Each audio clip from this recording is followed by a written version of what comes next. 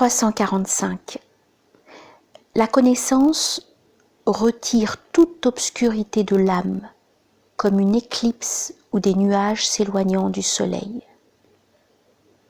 Al-Biruni dans le livre de l'Inde. 346.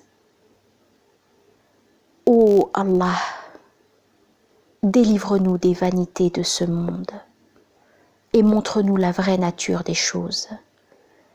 Écarte de nos yeux le voile de l'ignorance et montre-nous la vérité du monde. Ne nous fais pas prendre le néant pour l'existence dont il masque la beauté. Fais de ce monde apparent le miroir du reflet de ta beauté, et pas un mur qui nous sépare et détourne de toi. Change pour nous l'irréalité des phénomènes en source de science et d'intuition, et non pas d'ignorance et d'aveuglement. Notre dépossession, notre exil loin de ta beauté, tout vient de nous. Délivre-nous de nous-mêmes et fais-nous la grâce de ton intimité. Abd-Rahman Jami dans Lawayah. 347. Le prophète, alayhi salatu wassalam, invoquait Allah en disant « Ô Allah, toi qui orientes les cœurs, oriente nos cœurs vers l'obéissance à ta volonté. » Hadith cité dans Muslim. 348. L'incroyance. En prétendant que toutes les créatures sont sans valeur et sans signification, insulte tout l'univers, nie la manifestation des noms divins dans les miroirs de tout être existant, manque de respect envers les noms divins, rejette le témoignage que portent tous les êtres à l'unicité d'Allah et renie toutes les créatures.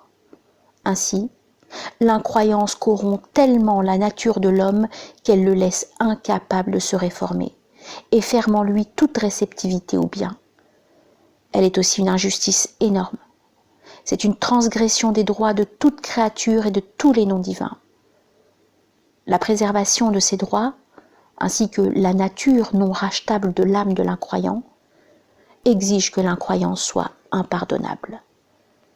Bediüzzaman Saïd Nursi dans Risala in-Nur. 349.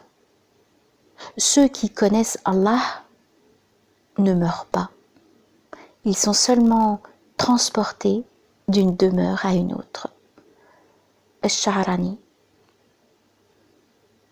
350. Jusqu'à quand cet ego s'interposant entre toi et moi? Je te demande d'effacer mon ego, que mon ego soit toi, ainsi il ne restera que toi, et c'est toi seul qu'on verra, cher. Abu Yazid Bistami dans L'édit de Abu Yazid Bistami, Shatahat. 351. Le prophète Mohammed alayhi salatu wassalam a dit « Il existe 4 défauts.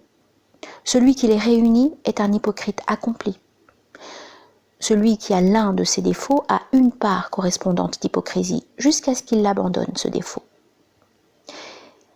Il trahit quand on lui fait confiance. Il ment quand il parle. Quand il s'engage par une promesse, il ne la tient pas. Et quand il se dispute, il se montre vulgaire. » Hadith rapporté par Abdullah ibn Amr, cité dans Muslim et Al-Bukhari. 352. Aucune personne ne se détourne de ce bas monde sans qu'Allah ne lui offre la sagesse. Malik ibn Anas, cité dans Al-Qadi, Ayyad ibn Musa al-Yahsubi, Tartib al-Madarik wa Taqrib al-Masalik bi Ma'rifat A'lam Madhab Malik. 353.